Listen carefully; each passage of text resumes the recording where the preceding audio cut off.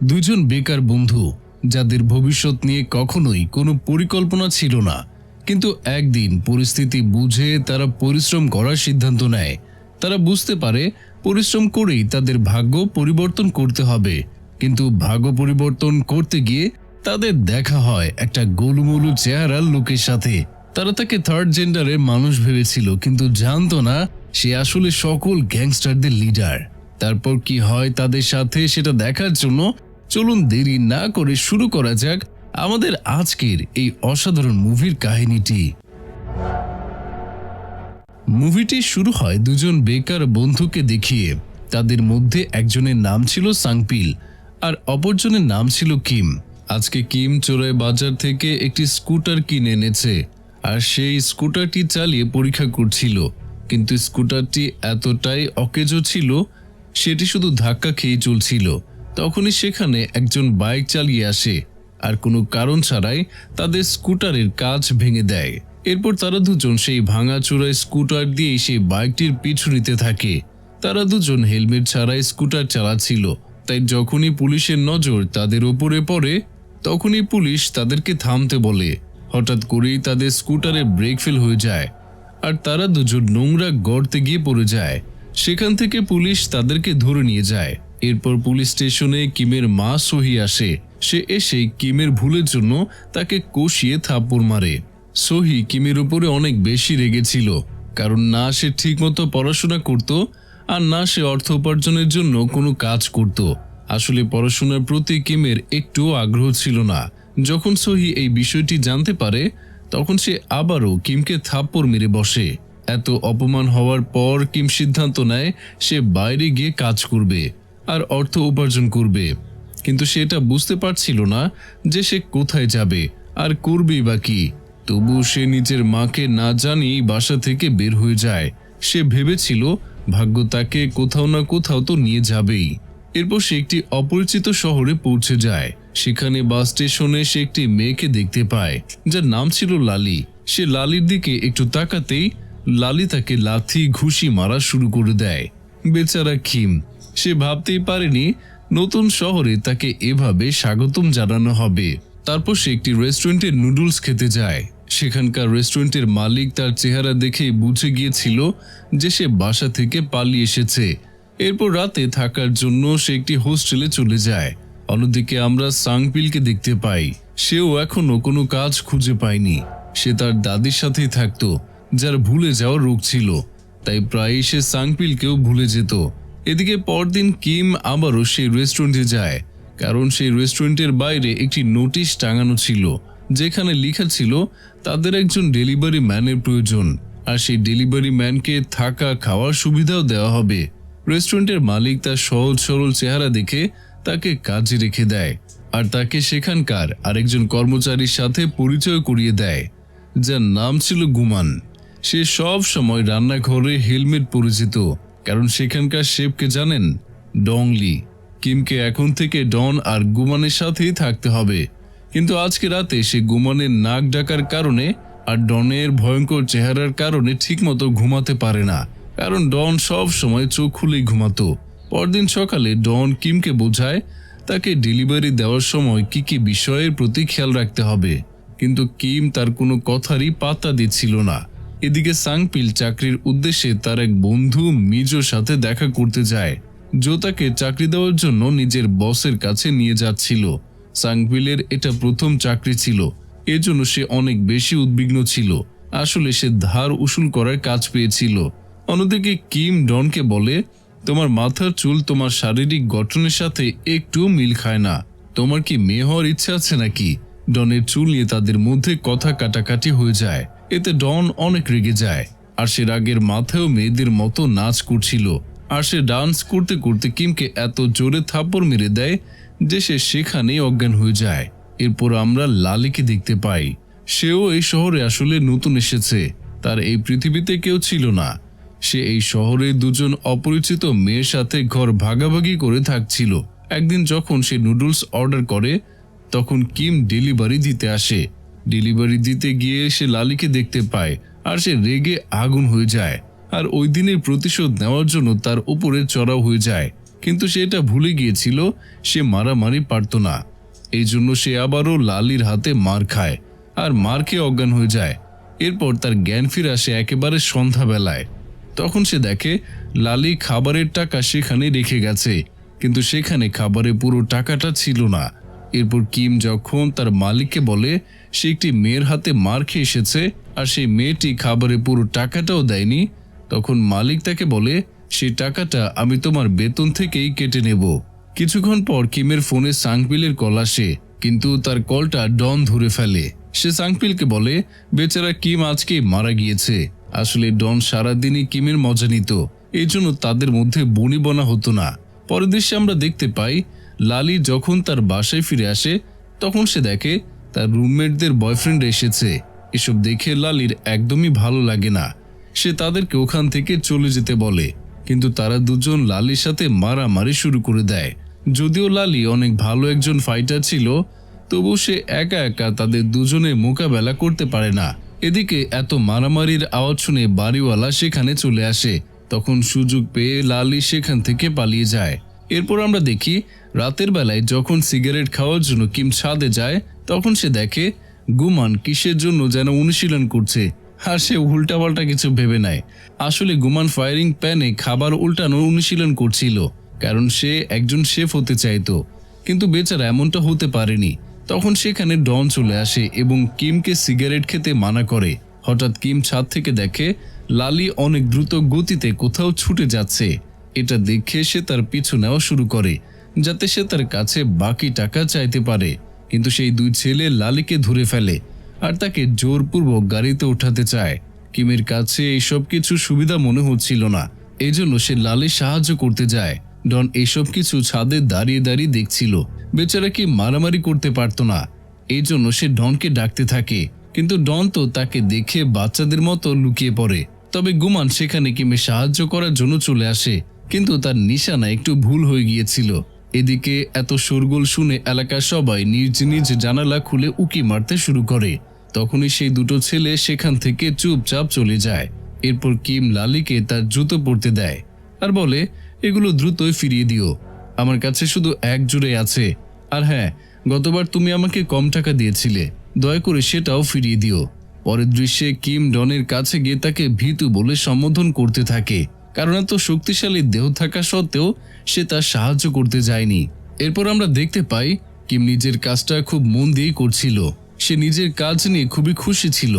এদিকে সাংপিলও নিজের কাজ থেকে ভালো পরিমাণে অর্থ উপার্জন করছিল। অন্যদিকে সহিও ধার নিয়ে একটি দোকান খুলেছিল, কিন্তু তবু সে অনেক চিন্তিত ছিল। সে চাইতো কিম বাড়ি ফিরে আসুক, কিন্তু কিম তো এদিকে কাজ করে নিজের মায়ের সাহায্য করতেই চাচ্ছিল। আর আজকে সে তার প্রথম বেতনও পেয়েছে। এই খুশিতে ডন তার কাছে পার্টির আমন্ত্রণ চায়। তখন কিম বলে আমি এমন মানুষকে কখনোই পার্টির দাওয়াত দেব না যে আমাকে সাহায্য করতে আসেনি। কিন্তু না চাইতেও কিমকে তার পার্টিতে ডনকে দাওয়াত দিতে হয়। সেখানে মালিক বলে তুমি একবার বাসায় গিয়ে তোমার মায়ের সাথে দেখা করে আসছো না কেন? সে নিশ্চয়ই তোমার জন্য অনেক চিন্তা করে। তখন কিম তার মুখের ওপরই না করে দেয় আর বলে আমি আমার বাসায় যাব না। তখন ডন তাকে নিজের ভাষায় বুঝিয়ে দেয়, অর্থাৎ তাকে মারে আর বলে বড়রা যা বলে তা চুপচাপ শোনা উচিত। পরের দিনই কিম তার বাসায় যায়, কিন্তু তার মা বাসায় ছিল না। এই জন্য সে সাংপিলের সাথে দেখা করতে যায়। সেখানে তারা দুজন একে অপরকে নিজেদের কাজের ব্যাপারে বলতে থাকে। সাংপিল কিমকে বলে তার মা একটি ছোট দোকান খুলেছে। এটা শুনে কিম তার মায়ের সাথে দেখা করার জন্য তার দোকানে যায়। সেখানে গিয়েই সে বলে আমি ডেলিভারি ম্যানের কাজ পেয়েছি আর আমার বস অনেক বেশি ভালো, এই জন্য আপনি আমার জন্য চিন্তা করবেন না। আমি শুধু এটুকুই বলতে এসেছিলাম। আসলে হুট করে কিমের চলে যাওয়ার কারণে তার মা অনেক চিন্তিত ছিল, কিন্তু কিম এই বিষয়ে একটু পরোয়া করে না। সে বলে আমি চাই না আপনি এই অদ্ভুত দোকানটি আর চালান। এরপর সে তার মাকে তার প্রথম বেতন দিয়ে সেখান থেকে চলে যায়। এরপর আমরা দেখতে পাই সাংপিল মিস্টার জোয়ের সাথে এক জায়গায় ধার উসুল করতে এসেছে। সেখানে মিস্টার জো বলে আজকে এই কাজটি তুমি একাই করো, কতদিন আর তুমি আমার উপরই নির্ভর করবে? তোমাকেও তো সবকিছু শিখতে হবে, তাই না? তখন জো তাকে শেখায় যে ধার উসুলের সময় তার চেহারা একটু রাগি রাগি করতে হবে, যাতে দোকানদার ভয় পেয়ে যায়। কিন্তু যখন সাংপিল তার ধার উসুল করতে যায় তখন সে এত ভদ্রভাবে টাকা চায় যেন সে নিজেই ধার নিতে এসেছে। আর এটি তার জীবনের সবচেয়ে বড় ভুল ছিল, কারণ ধার ফেরত চাওয়ার কারণে সেই লোকটি সাংপিলকে সহজ সরল পেয়ে পিটিয়ে জখম করে দেয়। এরপর জো তাকে তৎক্ষণাৎ হাসপাতালে নিয়ে যায়। সেখানে সাংপিল জোকে বলে, ওই লোকটি আমাকে কেন মারলো?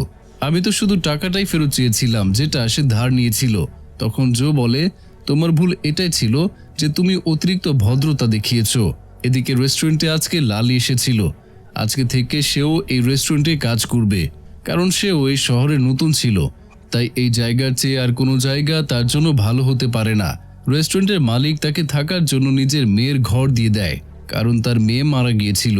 এরপর ডন বলে, আমাদের দলে একজন নতুন সদস্য যোগ হওয়ার খুশিতে আমরা একটা পার্টির আয়োজন করি না কেন? পার্টিতে কিম বাদে বাকি সবাই খুশি ছিল, কারণ কিমের কাছে ডনের সব কর্মকাণ্ড একদমই ভালো লাগতো না। এরপর ক্লাব থেকে বাইরে আসার সময় সেই লোকটির সাথে কিমের দেখা হয় যে লালিকে বিরক্ত করছিল। তাকে দেখেই কিম রাগে ফেটে পড়ে। যখন ডন তাকে থামানোর চেষ্টা করে তখন সেই লোকটি কিমকে রেখে ডনের সাথে উল্টাপাল্টা কথা বলা শুরু করে। তখন ডন নিজের খাবার নিয়ে সেই ছেলেটির মুখে ঢেলে দেয় আর তারপর বাচ্চাদের মতো পালিয়ে যায়। এরপর কিমের কাছে সাংপিলের কল আসে। তখন কিম তাকে বলে, আমি জানি কাজ করার সময় কেউ একজন তোমাকে পিটিয়েছে।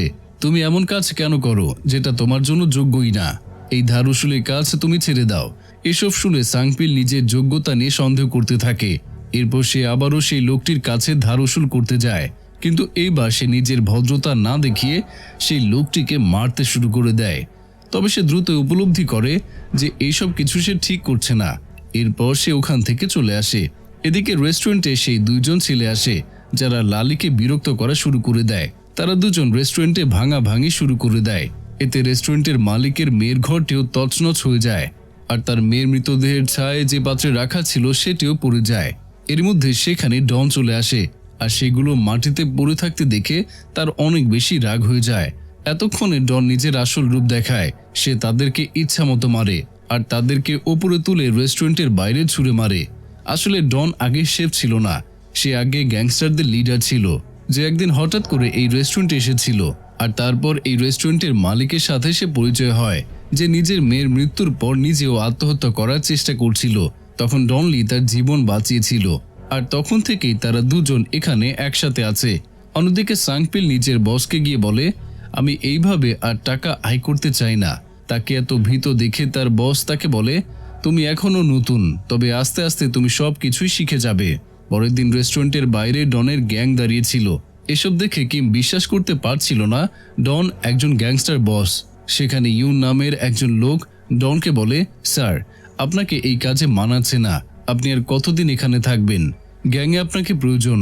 এরপর ডন ভাবতে থাকে, এখন মালিকের খেয়াল রাখার জন্য কিম আর লালি দুজনই আছে, তাই সে ওখান থেকে চলে যাওয়ার সিদ্ধান্ত নেয়। তার এই সিদ্ধান্তে সবাই অনেক বেশি হতাশ হয়ে পড়ে, কারণ তারা সবাই একসাথে অনেক খুশি ছিল। এটা ভিন্ন কথা যে ডন সবসময় কিমের মজা নিত, তবুও কিম চাচ্ছিল না ডন সেখান থেকে চলে যাক। এরপর সাংপিল দেখে কিমের মায়ের দোকানে নোটিশ টাঙানো আছে যে সেই দোকানটি কয়েকদিনের মধ্যেই ভেঙে ফেলা হবে। সে দ্রুত কিমকে কল করে আর এই বিষয়টি জানায়। এটা শুনে কিম তার মায়ের জন্য চিন্তিত হয়ে পড়ে, আর পরের দিনই তার সাথে দেখা করতে চলে আসে। সে তার মাকে বলে, আপনার সাথে এত কিছু হয়ে যাচ্ছে আর আপনি আমাকে এখনো কেন জানাননি? এরপর কিম ডনকে কল করে আর তার কাছে সাহায্য চায় যে আমার মায়ের দোকানটি কিছু লোক ভেঙে ফেলবে, তাই তুমি কি দ্রুতই এখানে আসতে পারবে? তখন ডন তাকে মানা করে দেয় আর বলে, এই মুহূর্তে আমি অনেক ব্যস্ত। এখানে ডন নিজের কিছু পুরনো শত্রুদের সাথে মোকাবেলা করতে এসেছিল। এদিকে মিস্টার জো নিজের বসের সাথে কিমের মায়ের কাছে থেকে ধারের টাকা উসুল করতে এসেছিল। তাদের সাথে সাংপিলও ছিল। সে তাদেরকে থামানোর অনেক চেষ্টা করে, কিন্তু তারা কোনো কথাই শুনছিল না। যখন কিম জানতে পারে তারা ধারের টাকা উসুল করতে এসেছে, তখন সে সাংপিলের উপরে ক্ষেপে যায়। কিন্তু কিমের মা তাকে বোঝানোর অনেক চেষ্টা করে যে এতে সাংপিলের কোনো দোষই নেই। এরপর তারা মারধর করে সেই টাকাগুলো নিয়ে যাওয়ার চেষ্টা করে, যেটা কিনা কিম তার মাকে প্রথম বেতন হিসেবে দিয়েছিল। বেচারা কিম সেই টাকাগুলো নিয়ে যাওয়া থামানোর অনেক চেষ্টা করে, কিন্তু তারা কিছুতেই রাজি হয় না। এসব দেখে কিমের মা অনেক রেগে যায়, আর অবশেষে সে একটা থাপ্পড় মেরে তাদের উসুল করা ছুটিয়ে দেয়। অন্যদিকে ডন সেই অপর গ্যাংকে পিটাচ্ছিল। এতে সে নিজেও কিছুটা আহত হয়। এরপর সে একটি রেস্টুরেন্টে যায় আর সেখানে গিয়ে নিজের হাতে নুডলস বানিয়ে খায়। সে ইউনকে বলে, বুঝেছো, এখন এইসব কাজই আমাকে মানায়। এরপর আমরা দেখতে পাই কিমের মায়ের দোকানও ভেঙে দেওয়া হচ্ছে, আর সেই দোকানের ধার পরিশোধের জন্য তাদেরকে নিজের বাড়িও বিক্রি করতে হয়েছে। এই জন্য এখন তারা সাংপিলের সাথে তার বাসায় থাকতে শুরু করেছে। ডংলিও সেই রেস্টুরেন্টে পুনরায় কাজ করতে শুরু করেছে, কারণ এখন সে রান্না করতে বেশি ভালোবাসে। এরপর তারা সবাই এক হয়ে যায়, আর এর মধ্য দিয়েই এই ভালো লাগার মতো মুভিটি এখানেই শেষ হয়ে যায়। তো প্রিয়জনেরা, কেমন লাগলো আজকে আমাদের এই গল্পটি আর আমার এক্সপ্লেনেশন? যদি ভালো লেগে থাকে তাহলে লাইক বাটনটিতে ক্লিক করে দিন, আর পরবর্তীতে এমন ভিন্ন ধরনের সব কাহিনী উপভোগ করতে আমাদের চ্যানেলটিকে সাবস্ক্রাইব করে পাশে থাকা বেল আইকনে ক্লিক করে দিন। দেখা হচ্ছে পরের ভিডিওতে। ততক্ষণ সবাই ভালো থাকুন, সুস্থ থাকুন, আর অবশ্যই আমাকে মনে রাখুন।